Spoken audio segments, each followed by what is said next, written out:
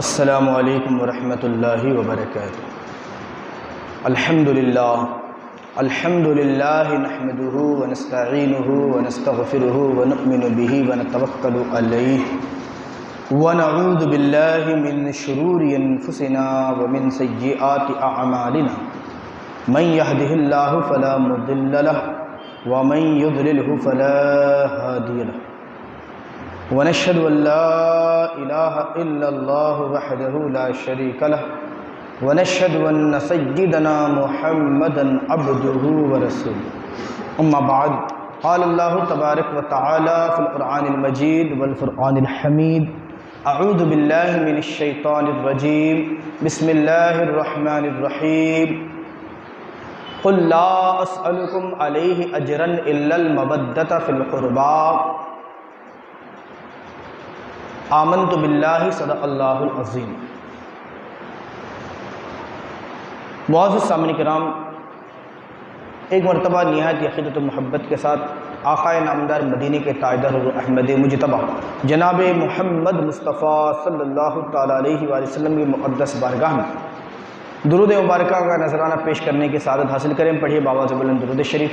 اللہم صلی علی سیدنا محمد وعلی آل سیدنا محمد وبارک وسلم۔ صلو علیہ صلاۃ و سلام علیک یا رسول اللہ صلی اللہ تعالی علیہ وسلم۔ شاہ است حسین بادشاہ است حسین، دین است حسین دین پناہ است حسین، سرداد نداد دست بر دست یزید، آنچا کے بنا لا الہ است حسین۔ معزز سامعین کرام، خطبہ مسنہ کے بعد قرآن مجید فرقان حمید سورہ شعراء 25واں پارہ سورہ شعراء کی آیت نمبر 23 کے ایک حصے کی میں تلاوت کا شرف حاصل کیا، اسے آج اپنے تقریر کا عنوان بنایا ہے۔ تو اس کے تعلق سے چند معروضات آپ کی خدمت میں پیش کروں گا۔ جیسا کہ ہم سب بخوبی جانتے ہیں کہ یہ محرم کا مہینہ ہم سب کے روبرو ہے، اور جس کی آج 9 محرم، اور کل جو 10 محرم ہوگی اسے یوم عاشورہ کہتے ہیں۔ یوم عاشورہ کی بڑی فضیلتیں آئی ہوئی، اس دن کی بڑی اہمیتیں آئی ہوئی ہیں، اور زمانہ دراز سے اس کا اہتمام کیا جاتا آ رہا ہے۔ لوگ روزہ رکھ کر اللہ کی عبادت و ریاضت کر کے اس دن کو مناتے چلے آ رہے ہیں۔ لہٰذا جب نبی کریم صلی اللہ علیہ وسلم مکہ سے مدینہ منورہ ہجرت کر کے تشریف لے گئے، محرم کے مہینے میں جب یہودیوں نے روزہ رکھا ہوا تھا، تو آقا کریم صلی اللہ علیہ وسلم نے مسلمانوں کو مخاطب کرتے ہوئے کہا کہ حضرت موسیٰ علیہ السلام کے ہم ان سے زیادہ جانشین ہیں، لہٰذا وہ ایک روزہ رہتے ہیں تو ہم 2 روزہ رکھیں، ایک 10 محرم کا اور دوسرا 11 محرم، یا پھر ایک 9 محرم کا یا 10 محرم، اس طریقے سے 2 روزے رکھے جا سکتے ہیں۔ تو معزز سامعین کرام، وہیں پر یوم عاشورہ اگر تاریخ کی روح سے دیکھا جائے تو ایک عظیم الشان واقعہ جس میں رونما ہوا وہ ہے واقعہ کربلا۔ وہ کون سا واقعہ ہے؟ واقعہ کربلا۔ اللہ ذو القرآن مجید فرقان حمید میں ارشاد فرماتا قل لا اسألکم علیہ اجرا الا المودۃ فی القربى۔ رب تبارک و تعالیٰ نے فرمایا اے حبیب مکرم، آپ فرما دیجئے کہ میں اس پر تم سے کچھ اجرت نہیں مانگتا مگر قرابت کی محبت تم پر واجب قرار دیتا۔ تو اس کا کیا مطلب؟ اس کا مطلب مفسرین کرام فرماتے ہیں، اس کا مطلب یہ ہے،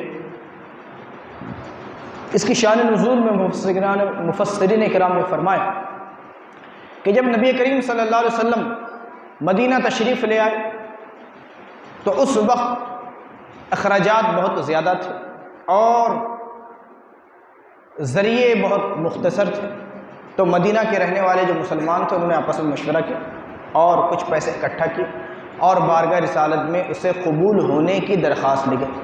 تو نبی کریم صلی اللہ علیہ وسلم نے اسے قبول نہیں فرمایا، اللہ عز و جل نے قرآن مجید میں آیت کریمہ نازل فرمائی اور سب کو حکم دیا گیا کہ یہ جو تم بدلہ دے رہے ہو، یہ جو تم معاوضہ دے رہے ہو، یہ جو اجرت دے رہے ہو، کہ جس کی بنا پر، جس محنت اور مشقت کی بنا پر، یعنی نبی کریم صلی اللہ علیہ وسلم نے جو تم پر محنتیں کی، جو مشقتیں کی، تم گمراہی کی راہ پر چل پڑے تھے، وہاں سے تمہیں اٹھا کر لے آئے، تمہاری یہ پیشانیاں جو 360 معبودان باطلہ کے سامنے جھکا کرتی تھی، جس طریقے سے تم ہر ایک چھوٹی موٹی چیز کو اپنا خدا سمجھ بیٹھے تھے، تو وہاں سے اٹھا کر تمہیں ایک وحدہ لا شریک کی بارگاہ میں جن پیشانیوں کو جھکایا ہے، جو 360 بتوں کو پوجا کرتے تھے، اسے ایک وحدہ لا شریک جو حقیقی وحدہ لا شریک ہے اس کی بارگاہ میں لایا، کہ جس انداز میں تمہاری وہ کیفیتیں تھی کہ تم جہنم کے کنارے پہنچ چکے تھے، بعض جہنم میں گر پڑے تھے، وہاں سے انہیں اٹھا کر لا کر جو ہدایت جس کے سبب سے ملی، جس رسول کی کوششوں سے تمہیں جو ہدایت ملی ہے، جس نبی مکرم صلی اللہ علیہ وسلم نے تمہاری تعلیم و تربیت فرمائی ہے کہ تمہارے سامنے حق اور باطل واضح ہوا اور تم جو ہے حق کے راستے پر چل پڑے ہو، تو اس کا معاوضہ اور اجرت جو تم دینا چاہتے ہو تو یہ قبول نہیں کیا جائے گا۔ تو اے حبیب آپ فرما دیجئے میں اس پر تم سے کچھ بھی اجرت نہیں مانگتا، اس خدمت کی کوئی تم سے اجرت نہیں مانگتا، مگر تم پر یہ واجب قرار دیتا ہوں کہ تم پر میری قرابت یعنی میرے رشتہ داروں کی، میرے خاندان کی محبت واجب قرار۔ قرابت مطلب جو قریبی ہیں، جو رشتہ دار ہیں، جو خاندان والے ہیں، وہ قرابت، اس کو کہتے ہیں قرابت۔ کیا کہتے ہیں؟ قرابت۔ تو تمہارے اوپر یہ لازم ہے کہ میرے خاندان سے، میری اہل بیت یعنی میرے گھرانے کی محبت تم پر واجب۔ رسول اللہ صلی اللہ علیہ وسلم کا یہ فرمان، اللہ عز و جل کا فرمان، کس کا فرمان؟ خود رب تبارک و تعالیٰ کا بھی فرمان اور خود رسول مکرم صلی اللہ علیہ وسلم کا یہ فرمان ہے۔ کیا فرمان ہے؟ کہ حضور کی قرابت کی محبت ہم پر واجب کی گئی۔ اس میں ہمارا اب اختیار نہیں رہا کہ ہم سوچیں گے، سمجھیں گے، اگر ہو سکا تو کریں گے، نہیں تو نہیں کریں گے، نہیں، یہ ہمارے ایمان کا گویا کہ ایک حصہ۔ اگر کوئی اہل بیت کی محبت کا انکار کرتا ہے تو اس کی کیفیت یہ ہے کہ وہ اس احکام خداوندی کی خلاف ورزی کرتا، وہ اس کا انکار کرتا۔ یہ اللہ اور اس کے رسول نے ہم پر واجب قرار دیا۔ حوالہ میں نے آپ کو دے دیا، اچھی طریقے سے مطالعہ کریں، سمجھیں، پڑھیں، غور کریں۔ اب ایک بات آپ کے سامنے عرض کریں، وقت بہت مختصر ہے، واقعہ بہت لمبا ہے، بیان بہت لمبا ہے، اسے مختصر مجھے کرنا ہے، تو اتنی تفصیل اس وقت میں نہیں آ سکتی، مختصر آپ کے سامنے عرض کرنا۔ اس وقت جو لوگ تھے وہ اہل علم تھے، جن کی زبان عربی تھی، فصیح اللسان وہ لوگ، اور انہی کی زبان میں قرآن نازل تھا، اور انہی کی وہ زبان تھی جو اہل عرب بولا کرتے تھے، جس میں احادیث کریمہ موجود۔ آج قرآن کو سمجھنے، احادیث کریمہ کو سمجھنے کے لیے لازماً اس دور کی عربی کو سیکھنا پڑے گا۔ اس کے لیے نحو و صرف کی ضرورت ہے، اس کے لیے فصاحت و بلاغت کی ضرورت ہے، اس کے لیے منطق کی ضرورت ہے، اس کے لیے تمام علوم کی ضرورت ہے، وہ حاصل ہوں گے تب جا کر کوئی شخص اس عربی کو، آج کی نہیں، آج کی جدید عربی چل رہی، کئی تبدیلیوں کے بعد اب کچھ باقی نہیں رہا اس کو، آج کی عربی نہیں۔ اگر کوئی عرب کا رہنے والا اس کو کہو بھائی یہ قرآن مجید ہے، اس کو پڑھ کے سمجھ کے سمجھا دو، نہیں سمجھا سکتا، اس لیے کہ تبدیلیاں بہت آ چکی۔ وہ اس دور کی، آج سے 1450 سال قریب کا جو دور تھا، اس دور کی جو عربی تھی، لوگ جو جس میں ہم کلام ہوتے تھے، گفتگو کرتے تھے، اسی زبان میں قرآن مجید نازل ہوا اس دور۔ تو وہ اہل علم تھے، وہ جانکار تھے، تو ان جانکاروں نے نبی کریم صلی اللہ علیہ وسلم کی خدمت میں حاضر ہو کر عرض کی، یا رسول اللہ صلی اللہ علیہ وسلم وہ کون لوگ ہیں جن کی قرابت آپ ہم پر واجب قرار دیں؟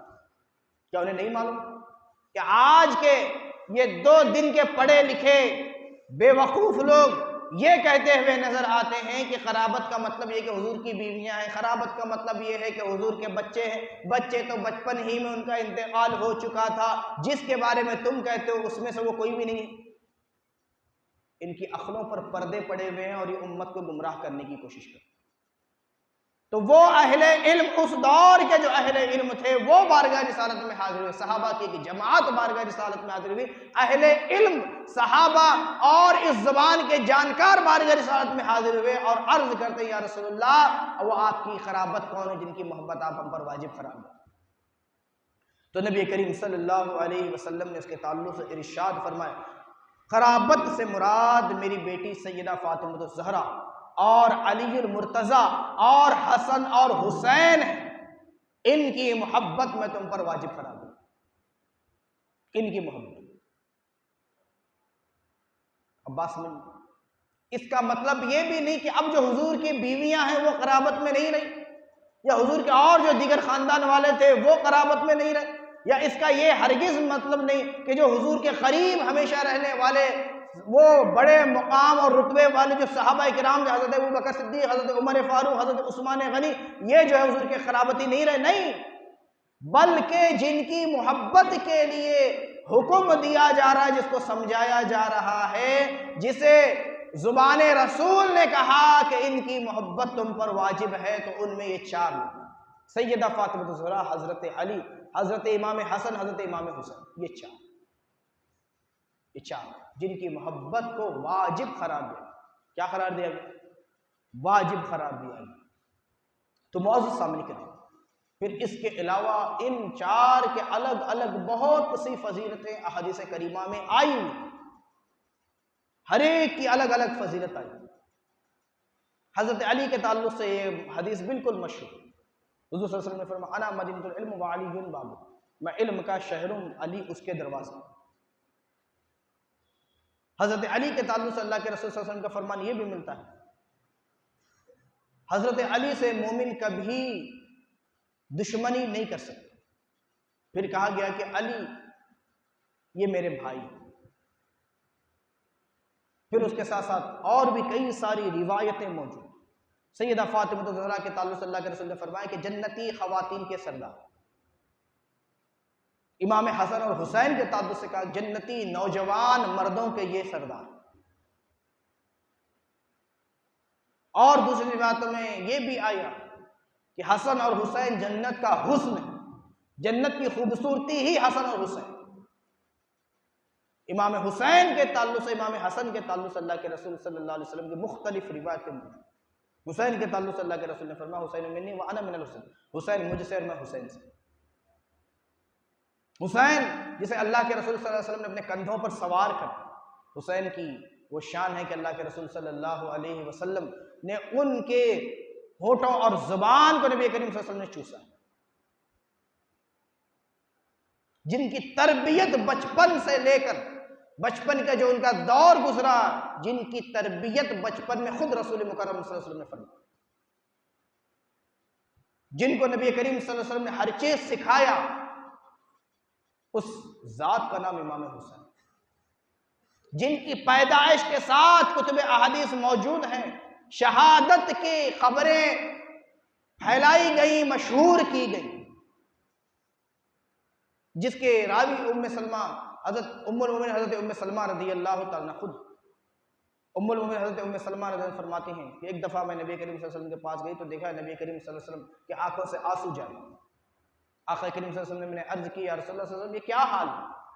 اللہ کے رسول صلی اللہ علیہ وسلم ارشاد فرماتے ہیں کہ ایک فرشتہ ابھی آسمان سے زمین پر اترا، اور یہ میرے شہزادے کے تعلق سے اس نے یہ مجھے اطلاع دی، یہ خبر دی کہ میرے بعد میری امت میرے اس نواسے کو، میرے اس شہزادے کو میدان کربلا میں شہید کر دے گی، وہاں کی یہ مٹی لا کر دے مسلمان، اسے سنبھال کر رکھنا، اور جس دن یہ مٹی خون ہو جائے تو سمجھ جانا کہ میرا شہزادہ اس دن شہید ہو چکا ہے۔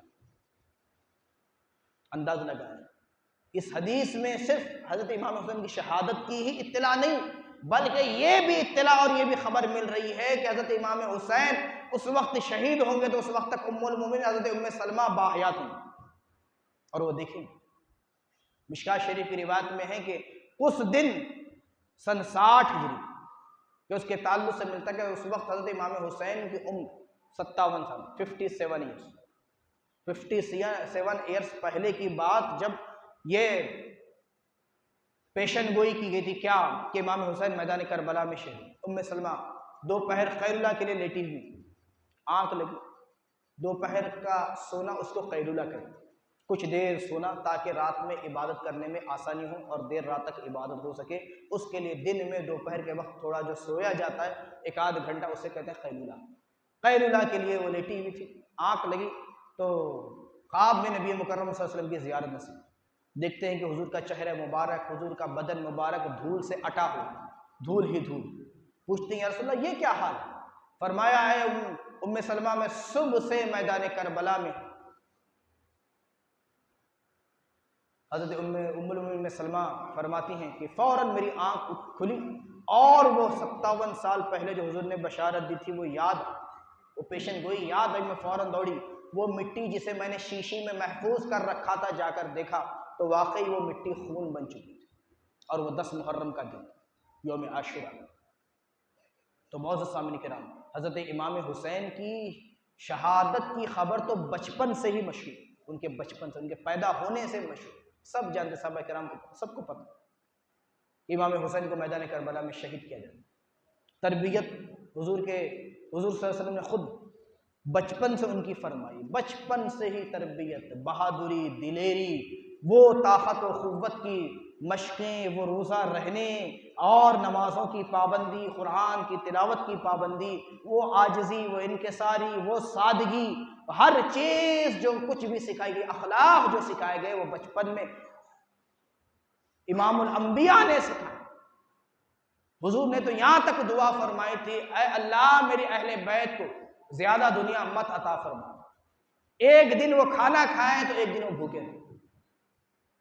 بچپن سے جن کی تربیت اور جن کے لیے اللہ کے رسول نے خود دعائیں کی، آج لوگ واقع کربلا بیان کرتے ہیں تو ایسا لگتا ہے کہ وہ یہ ظاہر کرنے کی کوشش کر رہے ہیں کہ وہ بڑے مجبور تھے، بڑے بےکس تھے، بے یار و مددگار تھے، گویا کہ ان پہ ظلم و ستم کے پہاڑ توڑ دی گئے، بولنے والے بھی رو رہے، سننے والے بھی رو رہے، 4 آنسو بہائے اور چلے گئے۔ نہیں، واقع کربلا کو اس انداز میں بیان کرنا ہے کہ ہماری نسلوں کے اندر جوش اور ولولہ پیدا ہو جائے، دلیری پیدا ہو جائے، بہادری پیدا ہو جائے، ان کے اندر حوصلہ پیدا ہو جائے۔ آج حوصلے کی کمی کا یہ عالم ہے کہ اگر ایک کاکروچ آتا ہے تو پوری کلاس کی کلاس جو ہے ڈر کر بھاگنے لگتی ہے، ایک چوہا آ جائے تو ڈر کر بھاگنا شروع ہو جاتے ہیں۔ یہ ہماری قوم کا حال، ایک چپلک اگر نیچے گری جائے تو اس سے ڈر کر بھاگو، یہ ہے حال۔ اور بہادری کا یہ عالم ہے کہ گناہ پر گناہ کرتے جا رہے ہیں لیکن اندر خوف پیدا نہیں ہو رہا، نمازوں کی نمازیں چھوڑ رہے ہیں لیکن خوف الہی نہیں آ رہا، دونوں پہلو۔ ایک مرتبہ درود مبارکہ پڑھیں، صلی اللہ علیہ نبی الامی صلی اللہ علیہ وآلہ وسلم، علیہ الصلاۃ والسلام علیک یا رسول اللہ صلی اللہ تعالیٰ علیہ وسلم۔ ایک مختصراً واقعہ آپ کے سامنے عرض کرتا چلوں۔ بچپن کا دور ہے حضرت امام حسن اور حضرت امام حسین، امام الانبیاء جناب محمد مصطفیٰ صلی اللہ تعالیٰ علیہ وسلم کشتی کی پریکٹس کرا، کیا کرا؟ کشتی کی پریکٹس کرا۔ نبی مکرم صلی اللہ علیہ وسلم حضرت امام حسن مجتبیٰ، یہ کون؟ حضرت امام حسین کے بڑے بھائی، ان سے 9 مہینے کے بڑے۔ پیغمبر اسلام فرماتے ہیں حسن حسین کے پیر کو پکڑ، یہ پکڑ، ادھر پکڑ، اس طریقے سے گھما، اس طریقے سے کشتی کی ترکیب سکھا رہے ہیں، تربیت دے رہے ہیں۔ سیدہ فاطمہ زہرا کے کان میں آواز آئی، انہوں نے دیکھا کہ معاملہ بالکل الگ دکھتا ہے۔ ہونا تو یہ چاہیے کہ 2 بھائی کو اگر سکھا رہے ہیں تو چھوٹے بھائی کو سکھانا چاہیے کہ بڑے بھائی کے ساتھ اس طریقے سے اسے جو ہے پریکٹس کرنی چاہیے، لیکن آقا کریم صلی اللہ علیہ وسلم کی تو کیفیت بالکل مختلف لگ رہی ہے، بڑے کو سکھا رہے ہیں، چھوٹے کو اس طریقے سے پکڑ۔ عرض کرتے ہیں یا رسول اللہ صلی اللہ علیہ وسلم یہ کیا؟ حسن تو پہلے ہی حسین سے بڑے ہیں، اب حسین کو کہیں کہ کیا پکڑنا ہے، کس طریقے سے پریکٹس کرنا ہے۔ سردار انبیاء فرماتے فاطمہ جو میں دیکھ رہا ہوں وہ تو تم نہیں دیکھ رہی، میں حسن کو میں سکھا رہا ہوں اور حسین کو جبرائیل سکھا رہے ہیں، جن کی شان یہ ہے، جن کی کیفیت یہ ہے۔ عید کا موقع آیا، شہزادے ہیں بچپن، والدہ کی خدمت میں عرض کرتے ہیں امی جان صبح عید کا دن ہے، پورے بچے جو نئے کپڑے پہنیں گے، ہمیں بھی نئے کپڑے چاہیے۔ والدہ نے وعدہ کر، لیکن جن کے کپڑے صبح صبح دستک ہوئی دروازے، کون ہے؟ میں حسن اور حسین کا درزی، کپڑے لے، جنت سے حضرت جبرائیل جن کے لیے کپڑے لا کر دے۔ ہم انداز کو لگائیں جن کے گھرانے کا، جن کے مقام کا، جن کے مرتبے کا، رب رسول کے نزدیک جن کی محبت، امام حسین سے کتنی محبت ہے نبی کریم صلی اللہ علیہ وسلم کو، ہم غور تو کر کے دیکھیں، مسجد نبوی کے بالکل قریب ہی میں لگ کر سیدہ فاطمہ الزہرا کا مکان، نبی کریم صلی اللہ علیہ وسلم ان کے مکان کے پاس سے ہی اکثر گھوم کر آیا کرتے۔ تو ایک دفعہ جب نماز کے آ رہے تھے تو امام حسین کے رونے کی آواز آنے لگی۔ نماز سے فارغ ہونے کے بعد نبی کریم صلی اللہ علیہ وسلم شہزادی رسول کے مکان پر تشریف لیتے ہیں اور فرماتے ہیں فاطمہ کیا ہوا، حسین رو رہے؟ سیدہ فاطمہ الزہرا جو خاتون جنت ہیں وہ عرض کرتی ہیں یا رسول اللہ حسین آج ضد کر رہے تھے تو میں نے تھوڑا ڈانٹ دیا اس لیے رو۔ تب نبی مکرم صلی اللہ علیہ وسلم کی محبت تو دیکھیں، آپ فرماتے ہیں فاطمہ حسین کو مت ڈانٹا، اسے مت رلایا، وہ روتا ہے تو مجھے تکلیف ہوتی ہے۔ یہ محبت، کتنی محبت فرما، ایک نہیں ہزاروں مثالیں کتب تواریخ، کتب احادیث میں موجود ہیں، کتنی محبت کی ہے نبی کریم صلی اللہ علیہ وسلم نے۔ تو معزز سامعین کرام، واقعہ کربلا کی طرف ہم بڑھتے ہیں، اس لیے کہ یہ وہ گھرانہ ہے جس کی ایک ایک بات بڑی نرالی، جن کی عظمت، جن کا مقام اور مرتبہ، جن کی سخاوت، جن کی بہادری، جن کی شجاعت اور بارگاہ خداوندی سے جن کا تعلق اور قرآن سے جن کا تعلق، جتنا بیان کیا جاتا ہے اتنی پابند۔ معزز سامعین کرام، اب یہاں پر ایک بات آپ کے سامنے عرض کرتا چلوں، آخر واقع کربلا کیوں ظہور میں آیا، کیا وجہ؟ سب سے اہم چیز تو یہ میں نے پہلے ابھی تھوڑی دیر پہلے بتا دی، وہ یہ کہ جن کے پیدائش سے ہی ان کی شہادت کی خبر مشہور ہے، امام الانبیاء بھی جانتے تھے، اکثر صحابہ کرام بھی جانتے تھے، کتابوں میں بھی موجود۔ دوسری جو اصل وجہ ہے وہ ہے نظریات، حق اور باطل کے درمیان فرق۔ حق اور باطل کے درمیان کیا ہے؟ فرق۔ آج کچھ بدبخت لوگ ہیں جو یہ کہتے ہوئے نظر آتے ہیں کہ حضرت امام حسین نے جو ہے کوئی، آج کی کیفیت تو یہ کہ لوگ یہ کہتے ہیں کہ کوئی بڑا واقعہ نہیں ہے، صرف بات اتنی تھی کہ حسین نے جو ہے حکومت کے خلاف بغاوت کی تھی معاذ اللہ، جس کی وجہ سے جو ہے وہ حکومت کی لالچ میں نکلے تھے تو اس وجہ سے ان کی جان چلی گئی اور لوگوں کو گمراہ کرنے کی کوشش کرتے۔ آپ کے سامنے عرض کرتا چلوں، یہ اس زمانے کی بات ہے کہ جب جو شخص جس چیز کے لائق ہوتا تھا اس کو وہ چیز دی جاتی تھی۔ حضور صلی اللہ علیہ وسلم کے بعد جو حکومت ہوئی مسلمانوں کی، جو خلافتیں ہوئی، خلافت راشدہ، حضور کا دور، پھر خلافت راشدہ کا دور، اس کے بالکل متصل، اس سے لگ کر یہ واقعہ، اس وقت خلیفہ کے لیے یہ لازم تھا کہ امت اسے اپنے لیے پسند کرتی تھی، اس لیے کہ خلافت وہ بادشاہت تھی جس میں امامت سے لے کر امور سلطنت تمام چیزیں ذمہ داری میں آتی تھی، اور بادشاہ اسی کو بنایا جاتا تھا سب سے زیادہ متقی اور پرہیزگار۔ آپ بات سمجھ رہے ہیں؟ آج کا وہ دور نہیں تھا کہ جس کی پارٹی زیادہ وعدے کر لے ہم اس کو ووٹ دے کر جتا دیں، وہ جو ہے حکومت سنبھال لے، یہ معاملہ نہیں تھا۔ وہ معاملہ کیا تھا؟ جو سب سے زیادہ، جتنا متقی پرہیزگار، جو خلافت کے لائق ہوگا اسے لوگ منتخب کرتے تھے اور اسے اپنا خلیفہ بناتے تھے۔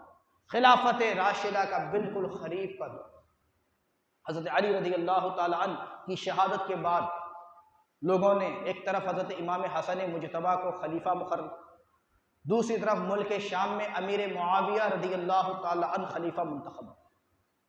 پھر مسلمانوں کے دو گروہ کے بیچ میں لڑائی بھی ہوئی، پھر حضرت سیدنا امام حسن مجتبیٰ رضی اللہ تعالی عنہ نے امت کو ہلاکت و بربادی سے بچانے کے لیے حضرت امیر معاویہ کو پورے اسلامی ملک کا امیر مقرر کر دیا، ان کے ہاتھ پر بیعت کر لی اور ان کے ہاتھ پر جو ہے پوری خلافت ان کے ہاتھ پر دے دی۔ پھر جتنے سال حضرت امیر معاویہ باحیات رہے اس وقت تک امیر معاویہ پورے مسلمانوں کے خلیفہ رہے۔ حضرت امیر معاویہ کے بیٹے کا نام یزید، کس کے بیٹے کا نام؟ حضرت امیر معاویہ۔ اب یہاں پر دو باتیں بڑی اہم ہیں، اس کو اچھی طریقے سے آپ سمجھیں۔ یہ ہماری بدقسمتی ہے کہ امت اس مسئلے پر 3 گروہوں میں بٹ گئی۔ 3 گروہوں میں امت، ہماری یہ بد نصیبی ہے، بدقسمتی ہے کہ 3 نظریات پر بٹ گئی۔ ایک نے کہا نہیں، ہم جو ہے شیدائی حسین ہیں، ہم جو ہے علی کے ماننے والے ہیں، اور وہ ہو گئے رافضی، اور ان کا پرانا نام تھا شیعان علی، محبان علی پرانا نام تھا۔ لیکن بعد میں معاملہ یہ ہوا واقع کربلا کے بعد، یہ وہی کوفہ والے تھے جنہوں نے حضرت امام حسین کو خطوط کے خطوط 3 بورے بھر کر، 3 تھیلے بھر کر خط لکھے تھے، اور اتنا خط لکھا تھا کہ حضرت امام حسین ان کے پاس جانے کے لیے مجبور ہو گئے، جس انداز میں خط لکھا۔ پھر انہوں نے خود حضرت امام حسین کے خلاف جنگ کی، حضرت امام حسین کو شہید بھی کیا۔ پھر اس کے بعد سے لے کر ابھی تک وہ ہر سال محرم میں ماتم بھی مناتے، سینے بھی پیٹتے ہیں، پیٹ بھی زخمی کرتے ہیں، کالی پٹیاں بھی باندھتے ہیں، کالے لباس بھی پہنتے ہیں، گھومتے ہیں، ماتم مناتے ہیں۔ وہ ایک گروہ۔ دوسرا گروہ، انہوں نے صاف حضرت امام حسین کی مخالفت کی، اور یزید کو حق پر انہوں نے سمجھا، اور یزید کے قصیدے پڑھتے ہیں، یزید کو امیر المومنین اور جنتی قرار دیتے ہیں۔ ایک گروہ۔ پھر اس کے بعد ایک گروہ اہل سنت الجماعت۔ یہ کیا ہے؟ انہوں نے حضرت امام حسین کو حق پر مانا، یزید کو باطل پر مانا، پھر ساتھ ہی ساتھ یہ وہ لوگ ہیں جو صحابہ سے بھی محبت کرتے ہیں، اہل بیت سے بھی محبت کرتے ہیں، امام حسین سے بھی محبت کرتے ہیں، امام حسن سے بھی محبت کرتے ہیں، اور حضور کے فرمان کے مطابق یہ صحیح طریقے سے عمل کرتے ہیں، صحیح طریقے سے۔ یہ امام حسین اور اہل بیت کو برا بھلا نہیں کرتے، اور نہ ان کی مخالفت کرتے ہیں، اور نہ ان کے سے ہٹ کر کسی اور کو حق پر مانتے۔ اس لیے اہل سنت الجماعت، انہوں نے تعلقات اہل بیت کے ساتھ اپنے مضبوط جوڑ، لیکن حد سے نہیں بڑھے۔ حد کیا تھی؟ انہوں نے کیا خرابی کی رافضیوں نے؟ انہوں نے حضرت علی کو اپنا نبی بنا لیا، اور قرآن مجید کے خلاف جو ایک اپنا عقیدہ بنا لے، بولے کہ قرآن مجید کے 40 پارے ہیں، 30 موجود ہیں، 10 امام غائب لے کر چلے گئے، اور وہ 10 حضرت علی پر معاذ اللہ نازل ہوئے۔ تو آج یہ آپ کے سامنے جو ہے وضاحت میں نے کر دی، تاکہ آپ اس کو اچھی طریقے سے جانیں۔ آج کے دور میں ان میں اور ہم میں تھوڑا سا فرق ابھی بھی ہمیں کرنے کی ضرورت ہے۔ وہ فرق کیا ہے؟ وقت بہت مختصر سا ہے، یہ فرق بھی آپ کے سامنے عرض کرتا ہے۔ یوم عاشورہ کے دن ہم ایصال ثواب کی محفل بنائیں، درود شریف کی محفل کر سکتے ہیں، قرآن خوانی کر سکتے ہیں، شربت وغیرہ یا کچھ کھچڑا وغیرہ بنا کر غریبوں، مسکینوں، یتیموں میں تقسیم کر سکتے ہیں، ایصال ثواب کر سکتے ہیں۔ لیکن خدا را علم اٹھانے کا کام یہ جو ہے اسلام میں جائز نہیں، اس جلوس میں شرکت نہیں کرنا، اس جلوس کو چندہ نہیں دینا، اس جلوس کے ساتھ نکلنا نہیں ہے، دیکھنے کے لیے بازاروں، گلیوں اور کوچوں میں کھڑے ہونا نہیں۔ اس کو یاد رکھیں، اس کو یاد رکھیں، اچھی طریقے سے اس کو یاد رکھیں۔ یہ بدقسمتی ہے کہ ہمارے کچھ سنی مسلمان میں کچھ اکثریت بھی اس طریقے کی ہو گئی کہ وہ اس جلوس میں شامل ہو جاتی ہیں۔ عورتیں گھروں سے نکل کر جو ہے چھتوں پر کھڑی ہو جاتی ہیں، جلوس میں شریک ہو جاتی ہیں، اس بلڈنگ پہ چڑھ گئے، اس بلڈنگ پہ چڑھ گئے، اس چوک پہ ٹھہر گئے، اس جو ہے کٹے پہ کھڑے ہو گئے، اور دیکھ رہے ہیں تماشا کر شہادت حسین تماشا کرنے کے لیے یا تماشا۔ اب اس کے بعد جب آپ نے یہ بات سمجھ لی، تو اب اس نظریے کی طرف ہم آتے ہیں کہ جس نظریے کے تحت امام حسین نے یہ کوئی اسلام اور کفر کی جنگ نہیں تھی۔ یزید باوجود اس کے کہ اس کے اندر کئی خرابیاں تھیں، لیکن اس کے باوجود وہ نمازی بھی تھا۔ وہ کیا تھا؟ وہ خود نماز تک پڑھاتا تھا، خطبہ بھی دیتا تھا، پورا یزیدی لشکر نمازی تھا۔ انہوں نے تو 2 دن تک حضرت امام حسین کے پیچھے نماز پڑھی،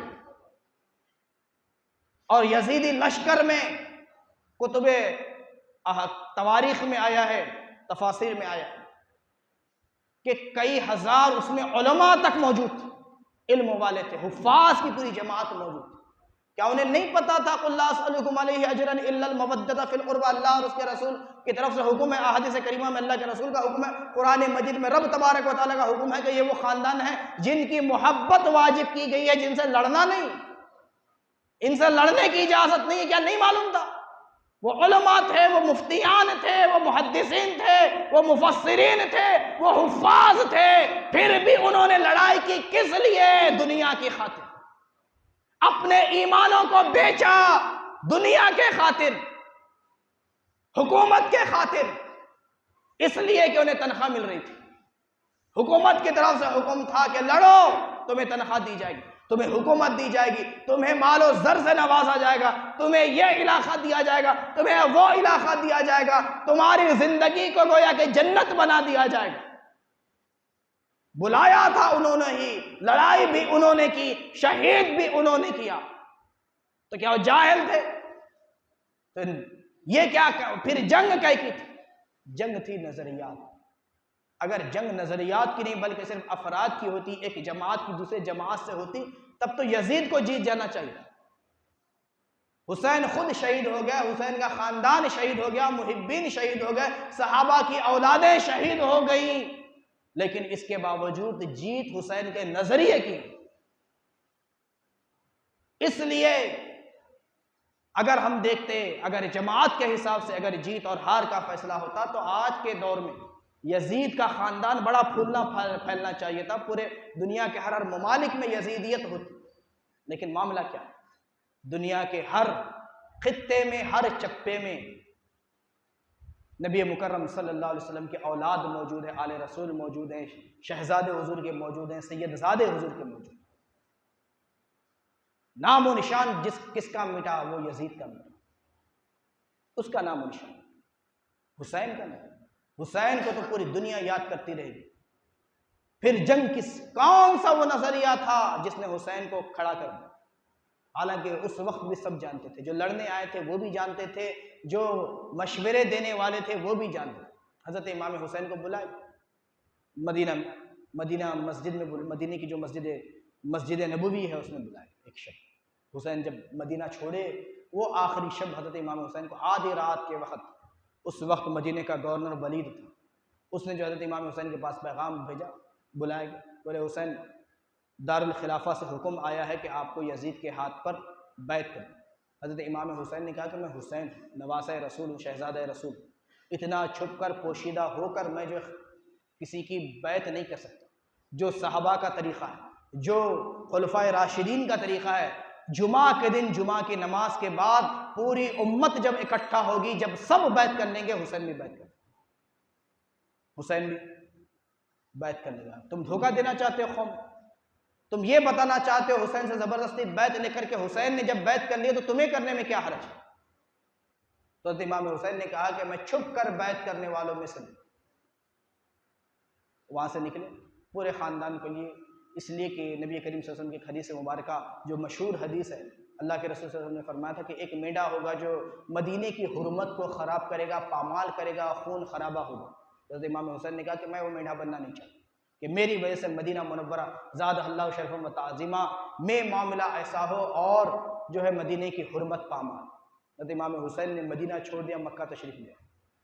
حج کا مہینہ قریب آ رہا ہے، صحابہ کرام کے اولادیں وہاں پر بھی موجود ہیں، سب نے مشورہ دے کہ حسین آپ کوفہ کی جانب جا رہے ہیں، اس سے پہلے کہ آپ نے بارہا تجربہ کر لیا ہے۔ حضرت علی کا بھی انہوں نے ان کو دھوکہ دیا تھا، امام حسن کو بھی انہوں نے دھوکہ دیا تھا، اب آپ کو بلا رہے ہیں اور آپ جانے کے لیے تیار ہیں، ایسا مت کریں، آپ حق پر ہیں، ہم جانتے ہیں لوگ حج کے لیے آنے والے ہیں، کہ میٹنگ کریں گے، مجلس منعقد ہوگی، اس میں بیانات ہوں گے، بات امت کے سامنے بھی رکھی جائے گی کہ معاملات نازک سے نازک تر ہوتے چلے جا رہے ہیں، کیا کیا جائے؟ حضرت امام حسین نے کہا، جب ان تمام چیزوں کی طرف توجہ ہوئی اور لوگوں نے اس تعلق سے کہا تو حضرت امام حسین نے کہا ٹھیک ہے، میں اپنی طرف سے اپنے چچا زاد بھائی کو، حضرت مسلم بن عقیل، جو عقیل کے بیٹے حضرت امام حسین کو بھائی، ان کو میں بھیجتا ہوں، وہ جا کر جو ہے کوفہ کا جائزہ لیں گے، معاملات کو دیکھیں گے، دیکھنے کے بعد ان کی طرف سے جو خط آئے گا اس کے مطابق عمل کیا۔ حضرت مسلم بن عقیل اپنے دو شہزادوں کے ساتھ وہاں پر کوفہ چلے گئے، وہاں پر جا کر دیکھے تو پہلے دن کوفہ والے 17,000 حضرت امام حسین کے نام پر انہوں نے حضرت امام مسلم بن عقیل کے ہاتھ پر بیعت، 4 دن نہیں گزرے 40,000 لوگوں نے حضرت امام حسین کے نام پر مسلم بن عقیل کے ہاتھ پر بیعت کی تھی۔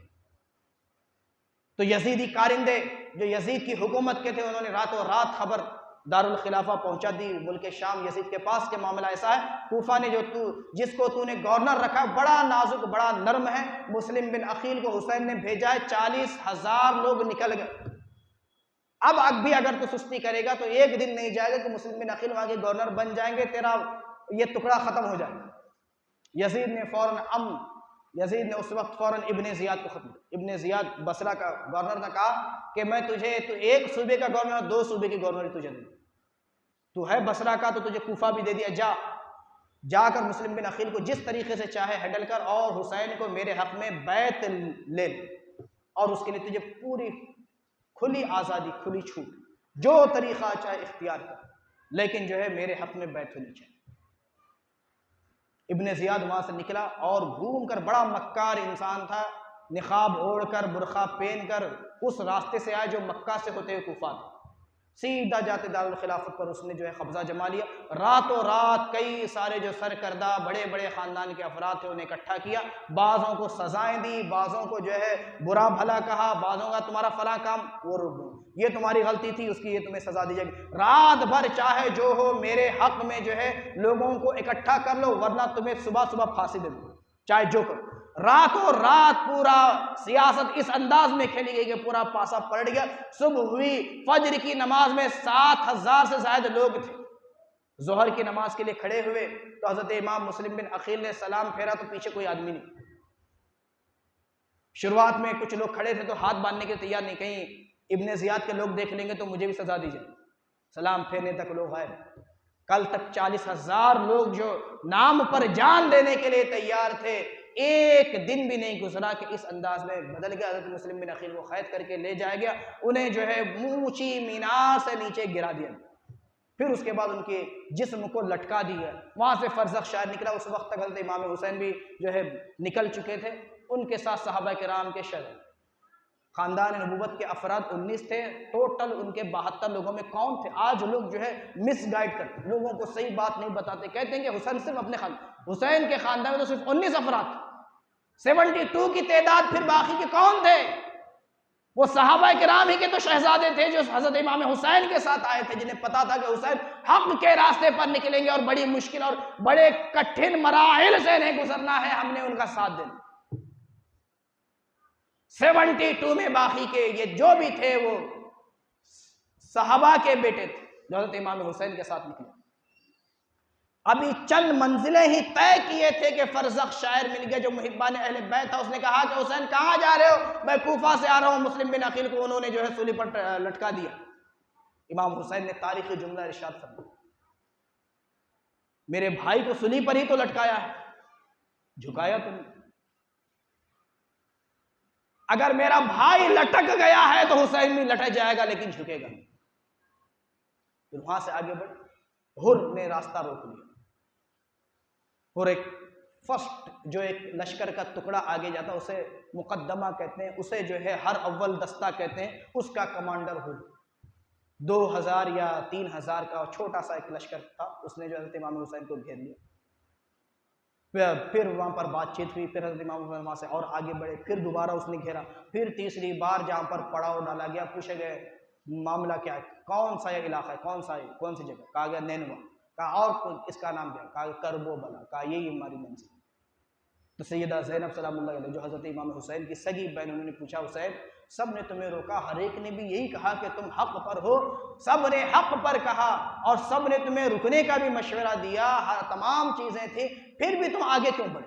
حضرت امام حسین نے کہا کہ میں بھی رک جاتا ہوں، لیکن ایک رات نبی مکرم صلی اللہ علیہ وسلم میرے خواب میں آیا، اس کے بعد نانا جان نے فرمایا حسین ظالم کے آگے اگر آج تم نہیں نکلو گے تو پھر ایسے لوگ ہمیشہ آگے بڑھتے رہیں گے، پھر کوئی نہیں نکلے، اس لیے کہ ایک بہانہ مل جائے گا، سب یہ کہیں گے کہ جب دین کی بات آئی تھی تو حسین نے اپنی جان کی قربانی نہیں دی، تو ہمیں اپنی جان کی قربانی دینے کی کیا کرنا؟ حسین تمہیں رکنا نہیں۔ حضرت امام حسین کس مقصد سے؟ یزید کے مقاصد الگ تھے، حسین کے مقاصد الگ، وہ دور الگ تھا، اس کے قواعد الگ تھے، اس کے قوانین الگ تھے، اس کے نظریات الگ تھے، سوچیں الگ تھی، فکریں الگ تھی، ہر چیز الگ تھی۔ اور یزید یہ چاہتا تھا کہ اسلامی نظریے سے مسلمان آزاد ہو جائے، جیسے آج مسلمان آزاد ہونا چاہتے ہیں۔ آج مسلمان آزادی چاہ رہے ہیں، اور دوسری طرف مسلمان یہ کہتے ہیں کہ جب 10 محرم آئے گے تو ہم بھی لنگر لگائیں، ہم بھی جو ہے شربت بانٹیں گے، ہم بھی حسین کا نام لینے والے بنیں۔ حسین نے تو وہی نظریات کی تعلیم دی تھی۔ حسین نے یزید کے ہاتھ پر بیعت کیوں نہیں کی؟ اس لیے کہ یزید مجرے دیکھنے والا انسان تھا، شراب پینے والا انسان تھا، بدکاری کرنے والا انسان تھا، حدود الہی کو پامال کرنے والا تھا۔ تو حسین نے کہا حسین سر تو دے سکتا ہے لیکن اسے قبول نہیں کر سکتا اپنے لیے۔ غور تو کر کے دیکھیں، سال بھر آج ہماری نوجوان نسل نچنیوں کے ناچ دیکھتے ہیں، پھر محرم کی 10 تاریخ کو یوم عاشورہ کے دن نماز ادا کرنے کے لیے، نفل پڑھنے کے لیے مسجدیں بھر دیتے، حسین کا نام لیتے ہیں۔ کیا درس دینا چاہیں؟ کس کو جو ہے اپنی طرف سے یہ کہنا چاہ رہے ہیں، کس کو میسج دینا چاہ رہے ہیں کہ تم حسین کے مانو؟ حسین کے ماننے والوں کا شیوا، حسین کے ماننے والوں کا تو شیوا یہ کہ حسین نے کہا کہ حسین اپنی جان تو دے سکتا لیکن حدود اللہ کو پامال نہیں کر سکتا۔ تو آج عہد کریں، اب سے یہ نگاہیں، یہ آنکھیں کبھی غیر محرم کو نہیں دیں۔ آج نوجوانوں کو بڑے مزے آ رہے ہیں، موبائل میں لے کر شارٹ اڑا رہے ہیں، شارٹ پہ شارٹ دیکھ رہے ہیں، نچنیوں کو دیکھ رہے ہیں، گانے والیوں کو دیکھ رہے ہیں، اور انہیں فالو کر رہے ہیں، انہیں سبسکرائب کر رہے ہیں، نہ جانے کیا کچھ کر رہے ہیں۔ حسین نے یزید کے ہاتھ پر بیعت کیوں نہیں کی؟ اسی لیے کہ یزید نچنیوں کو دیکھنے والا، ناچنے والی عورتوں کو دیکھنے، ان کے مجرے دیکھنے والا، شراب پینے والا تھا۔ غور تو کر کے دیکھیں، ہم سمجھیں اس بات۔ وہ حدود اللہ کو پامال کرنے والا تھا، محرم جسے اللہ اور اس کے رسول نے ہمیشہ کے لیے حرام قرار دیا، ان سے اس نے نکاح کر رکھا تھا۔ تو حسین نے جس نظریے کی بقا کے لیے، جس ظالم حکومت کو ناحق ٹھہرانے کے لیے جو اپنے گھر کو، اپنے تمام خاندان کی قربانی دی، آج ہم سمجھنے کے لیے تیار ہیں۔ رونے دھونے کی بات نہیں، آنسو بہانے کی بات نہیں ہے۔ شہید ناس تو وہ ہے جسے آغوش خنجر میں نیند آ گئی، وہ قتل نہیں ہوا، اس لیے کہ اللہ تعالیٰ قرآن مجید میں ارشاد فرماتا وَلَا تَحْسَبَنَّ الَّذِينَ قُتِلُوا فِي سَبِيلِ اللَّهِ أَمْوَاتٌ بَلْ أَحْيَاءٌ عِندَ رَبِّهِمْ يُرْزَقُونَ۔ جو اللہ کی راہ میں شہید ہو جائے اسے مردہ گمان بھی مت کرو، سوچو بھی مت، اس لیے کہ وہ زندہ ہے اور اللہ کی طرف سے رزق پاتا ہے۔ اس کی زندگی عقل تو کہہ رہی ہے کہ جس کے ہاتھ الگ ہوں، پیر الگ ہوں، گردن الگ ہو جائے، سر الگ ہو جائے، دھڑ کے ٹکڑے ٹکڑے ہو جائیں، پھر ہم اس کو زندہ کیسے مانیں؟ لیکن اللہ کہتا ہے وہ زندہ ہے۔ تو ماتم کس چیز کا؟ ماتم تو مرے ہووں کا کیا جاتا ہے، انہوں نے تو ایسی زندگی دی کہ اسلام کو ہی زندگی دی۔ اسی لیے اجمیر کے بادشاہ، ہندوستان کے بادشاہ حضرت خواجہ معین الدین چشتی اجمیری رحمۃ اللہ تعالی علیہ اپنے قلم اور اپنی زبان سے کہتے شاہ است حسین، بادشاہ است حسین، دی است حسین، دی پناہ است حسین۔ خواجہ معین الدین کہتے ہیں یہ حسین کیا ہے؟ یہ بادشاہ ہے، یہ شہنشاہ ہے۔ حسین ہی دین ہے، نہ صرف دین، دین کی پناہ بھی حسین۔ خواجہ اجمیر کہتے ہیں کہ دین کی پناہ، دین کو جہاں پر پناہ ملی اس ذات کا نام حسین، جنہوں نے اس دن دین کی حفاظت فرمائی، اسلام کی حفاظت فرمائی، شریعت کی حفاظت فرمائی۔ اسی لیے کسی اور شاعر نے کہا اسلام زندہ ہوتا ہے ہر کربلا کے۔ کس نے کہا؟ کیوں کہا؟ اسی لیے کہ اسلام کو دوبارہ جو زندگی ملی وہ واقع کربلا کے بعد زندگی ملی، پھر لوگوں میں وہ شعور بیدار ہوا، حسین کی شہادت کا رنگ ایسا چھایا کہ لوگ سمجھے یزید کی حقیقت کو، یزید کی شخصیت کو، یزید کی یزیدیت کو لوگوں نے اس وقت سمجھا۔ پھر اس کے بعد جا کر حسینیت اور حسین نے جس انداز میں دین کی خدمت انجام دی، صبح قیامت تک حسین کو خراج عقیدت پیش کیا جاتا رہے گا۔ وقت تو بالکل ختم ہو چکا ہے کہ میں واقع کربلا کے تعلق سے آپ کے سامنے چند باتیں عرض کروں، لیکن اتنا کہتے ہوئے آج کا بیان میں ختم کر دیتا ہوں، وقت کچھ زیادہ ہی ہو چکا ہے، معذرت چاہتا ہوں ساتھ ہی ساتھ کہ حضرت امام حسین نے آخری ان سے ملاقات کی کب؟ 9 محرم اور 10 محرم کی بیچ کی جو رات تھی، اصل اس رات کو کہتے ہیں 10 محرم کی ہی رات، شب عاشورہ ہی تھی، جیسا کہ ہم رات گزار چکے ہیں، اور اتفاق جیسے ابھی آج وہ رات آئے گی ہمارے، لیکن حضرت امام حسین نے اس رات جب آخری ملاقات، کس سے ملاقات؟ عمرو بن سعد، شمر لعین اور حرز، انہوں نے کہا حسین کیا ارادہ ہے؟ یزید کے ہاتھ پر بیعت کر۔ امام حسین نے کہا کہ نہیں ہو سکتا، اس کے علاوہ جو چاہو، کہا کہ اس کے علاوہ اور کچھ بھی نہیں، صرف ایک ہی راستہ، یا تو یزید کے ہاتھ پر بیعت کر یا پھر جنگ کے لیے تیار۔ امام حسین نے کہا کہ رات بھر کی مجھے مہلت دی جائے، اس لیے کہ نتیجہ تو سب سامنے، ایک طرف 30,000 کا لشکر، ایک طرف 72، کیا ہوگا؟ امام حسین نے کہا ایک رات کی مہلت چاہیے تاکہ میں خوب آج دل بھر کے رب کی عبادت کروں، رب کو راضی کروں، اس لیے کہ میرے نانا نے بھی جو ہے غزوہ بدر سے پہلے رات بھر اللہ کی خوب عبادت کی تھی، خوب سجدے کیے تھے، قرآن کی تلاوت کی تھی۔ حسین کو بھی مہلت،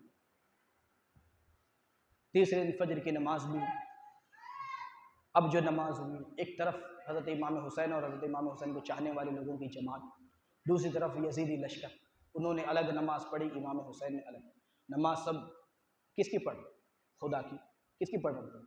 میں آپ سے سوال کر رہا ہوں، آپ کے اندر کچھ سوالات میں دینا چاہتا ہوں تاکہ آپ خود اس کا جواب اپنے آپ کو دے سکیں، ضمیر آپ کا جو آپ کو ان سوالوں کا جواب خود بخود دے گا۔ میں آپ سے پوچھ رہا ہوں، حضرت امام حسین نے کس کی نماز پڑھی؟ اللہ کی۔ یزیدیوں نے کس کی نماز پڑھی؟ اللہ کی۔ تلاوت کس کی امام حسین نے؟ قرآن۔ انہوں نے کس کی تلاوت کی؟ قرآن کی۔ نماز میں درود و سلام حسین نے کس پر پڑھے؟ نبی کریم پر اور حضور کی آل پر۔ یزیدیوں نے کس پر درود و سلام پڑھے؟ نبی پر اور آل نبی پر۔ سب نے تو ایک ہی کام کیا، پھر یہ کیا ہے؟ ہم غور تو کر کے دیکھیں، میں آپ کو ایک سوال دے رہا ہوں، اپنے ضمیر سے پوچھئے کہ آج جتنے بھی کلمہ پڑھنے والے ہیں، اگرچہ وہ اپنی زبان سے کہہ رہے ہیں جیسا کہ ان یزیدیوں نے اس وقت کہا تھا، کہے تھے حسین جمعہ کا دن ہے، باتیں بند کرو، جنگ کے لیے تیار ہو جاؤ، اس لیے کہ یہ تمام چیزیں کر کے ہمیں جمعہ کی نماز بھی پڑھنا، تمہیں قتل بھی کرنا ہے، تمہیں شہید کرنا ہے، اور پھر بعد میں نماز پڑھنا ہے، نماز میں درود پڑھنا ہے، نبی اور آل نبی پر درود بھی پڑھنا۔ کیا مطلب؟ آپ کو بات سمجھ میں آ رہی نہیں سمجھ میں آئے تو اس بات کو ذہن پہ رکھیے اور کل تک سوچیے، وقت دیجئے اس مسئلے کو، اس لیے کہ یہ خاص مسئلہ ہے جس کا تعلق ہمارے ایمان سے، کہ بندہ انہی کا قتل کرے، پھر نماز پڑھ کر انہی پر درود بھی بھیجے۔ بات سمجھ میں آ رہی میں کیا کہنا چاہ رہا ہوں؟ پھر آج بھی ایسے لوگ موجود ہیں جو کہتے ہیں کہ حسین باطل پر تھے، حسین معاذ اللہ جہنمی تھے، پھر نماز پڑھ رہے ہیں، پھر کہہ رہے ہیں اللہم صلی علی محمد وعلی آل محمد۔ کیا مطلب ہے؟ خود سے سوال۔ پھر معاملہ یہ ہوا کہ صبح ہوئی، نقارے بج گئے، جنگ کے لیے تیاری ہو گئی۔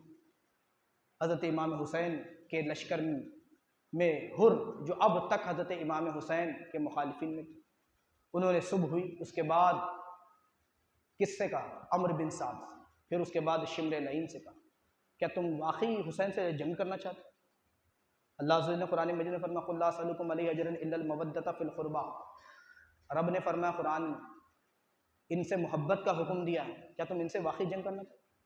انہوں نے کہا کہ یہ سب کیا باتیں نکالیں، ہمیں حکومت چاہیے، اگر آج ہم یہ کارنامہ انجام دے لیں گے، رے کی حکومت ملے گی، بڑا سرسبز و شاداب میدان، بڑا سرسبز و شاداب وہاں کے تمام چیزیں ہیں، وہاں پر ہریالیاں ہیں، وہاں پر کھیتیاں ہیں، وہاں پر باغات ہیں، وہ ہمیں حکومت ملے گی، کیا ہونے والا ہے؟ حر نے کہا کہ ٹھیک ہے، تب پھر میں تمہیں چھوڑ کر جا رہا ہوں۔ یزیدی لشکر سے صرف ایک شخص حر بن یزید وہاں سے نکلے، حضرت امام حسین کی خدمت میں قدم بوسی کرنے کے بعد کہے حسین میں آ چکا ہوں، سب کچھ چھوڑ آپ کے پاس، مجھے دنیا نہیں چاہیے، مجھے دنیا کی حکومتیں نہیں چاہیے، مجھے دنیا کا مال و دولت نہیں چاہیے، بس مجھے جو ہے نواز رسول چاہیے، مجھے جنت چاہیے، مجھے جنت چاہیے، مجھے دنیا نہیں۔ تو سب سے پہلے حسین کی طرف سے جس جانباز نے اپنی جان کا نذرانہ پیش کیا اس کا نام حضرت حر، جسے حسین کے پہلو میں جگہ ملی ان کا نام حضرت حر۔ پھر ایک ایک کر سب سے پہلے جانثاروں نے اپنے جانوں کی قربانی دی، پھر اہل خاندان نے اپنی قربانی دی، یہاں تک کہ آخر میں حضرت امام حسین جب میدان جنگ میں آنے لگے۔ آج اگر ایک گھر میں میت ہو جائے تو لوگ 2-2 3-3 دن تک سنبھلتے نہیں۔ صبح سے لے کر حضرت امام حسین دوپہر تک اپنے خاندان والوں کے جنازوں کو کربلا کے میدان سے اٹھا اٹھا کر لا رہے ہیں اور دفن کر رہے ہیں، اپنے ہی ہاتھوں سے اپنے بھتیجوں کو، اپنے بھانجوں کو، اپنے بیٹوں کو، یہاں تک کہ 6 ماہ کا علی اصغر بھی بچا کر نہیں رکھا۔ دین کے خاطر اب خود گھوڑے پر سوار ہے اور جانے کے لیے تیار۔